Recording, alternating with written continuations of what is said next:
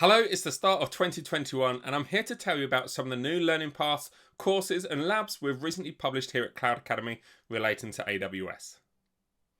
Let me start off with our new learning path entitled Start Modeling Data with Amazon SageMaker. Now this learning path provides you with an introduction to the Amazon SageMaker service, followed by the opportunity to practice using SageMaker in a series of practical hands-on labs. You will understand the steps required to build and deploy machine learning models using Amazon SageMaker, and how to get started with SageMaker Data Wrangler, Data Pipeline, and Feature Store Services, and SageMaker Ground Truth. Using the labs, you will enhance your practical knowledge and experience of SageMaker, and learn how to write Python code to prepare data, train and deploy models, and use them for real-time inference, as well as create a machine learning model that forecasts flight delays for US domestic flights. Next, we have a new course on S3 data replication and bucket key encryption, and this course explores two different Amazon S3 features: the replication of data between buckets and bucket key encryption when working with SSE KMS to protect your data, and this was announced during reInvent 2020. You will learn how Amazon S3 replication works, when to use it, and some of the configurable options. I also look at how S3 bucket keys can be used to reduce costs when using SSE KMS. Will Meadows has produced this new short and concise course covering an overview of the VPC Reachability Analyzer, a service that allows you to easily test the connectivity between 2 points of your architecture. He looks at how the service works and its use case before performing a demonstration showing you how to create an analyzer connection and how to troubleshoot when a destination in your architecture is not reachable. Next up, we have an overview of Amazon CloudWatch. In the coming weeks, we will be creating a dedicated learning path to all things Amazon CloudWatch related, and this is the first of many courses for that upcoming LP. Now in this course, I take a high-level look at Amazon CloudWatch and some of its features and components which enable you to monitor the health and performance of your environment to ensure it's operating within its expected thresholds. So if you're new to this service, it's worth a watch.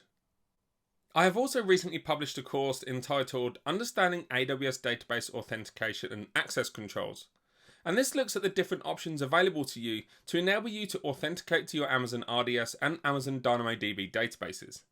You will learn about the difference between authentication and authorization, as well as identity and access management, and how to authenticate to Amazon RDS and DynamoDB using different methods that are available.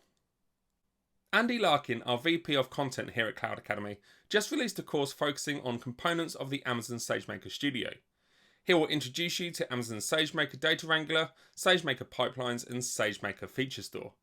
He will explain how these three SageMaker services are real game changers for budding data engineers and data scientists.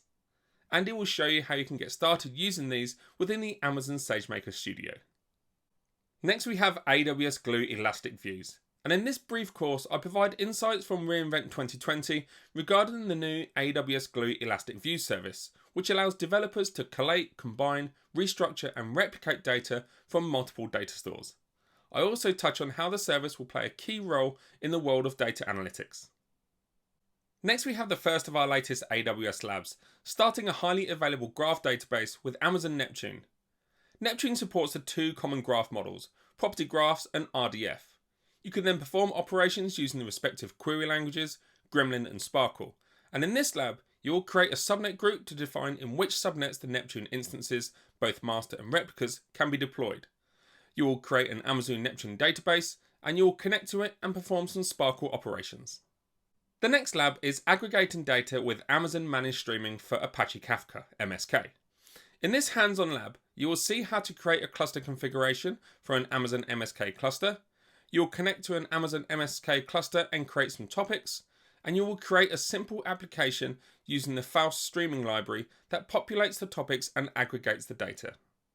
We also have two new lab challenges, which are essentially our labs with the gloves off. You can jump into an auto-provision cloud environment where you'll be given a goal to accomplish, with no instructions and no hints. To pass, you'll have a limited time to demonstrate your problem-solving skills and get the checks that inspect the state of your lab environment. Our first new lab challenge focuses on RDS databases, and you will be tested on your practical ability to build out a solution in a production-like AWS environment. You are presented with a task and a set of requirements that you must fulfill to pass the challenge. This is a real environment, which means you can prove your knowledge in an applied situation. The second lab challenge looks at EC2 and autoscaling. And in this challenge, you will be tested on your practical knowledge and ability to work with EC2, autoscaling, and elastic load balancing. These challenges are a great way to check your understanding of these services without being prompted by guided steps. The final piece of content I want to share with you is the new Amazon S3 Playground Lab. The extended duration of this hands-on Playground Lab means you have the time and freedom to really get to know the Amazon S3 service.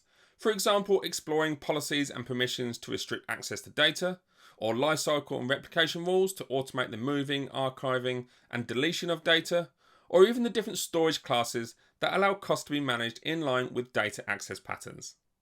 So that's it from me, and as always, we are busy working on new content across the AWS platform, which you can see on our roadmap. So if you have any requests for new content, please drop me a message or leave a comment below. Hope to hear from you all soon, and please do reach out if you have any questions.